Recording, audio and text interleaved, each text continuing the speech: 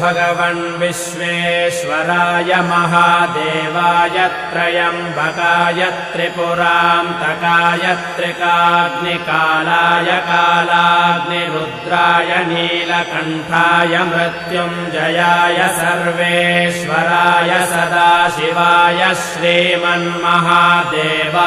नमः।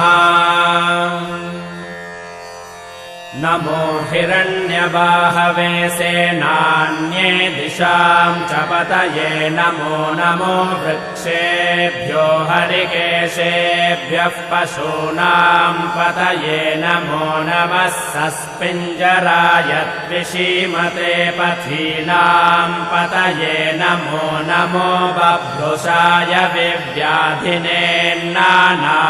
पतये नमो नमो हरिकेशाय योपवीतिने पुष्टानां पतये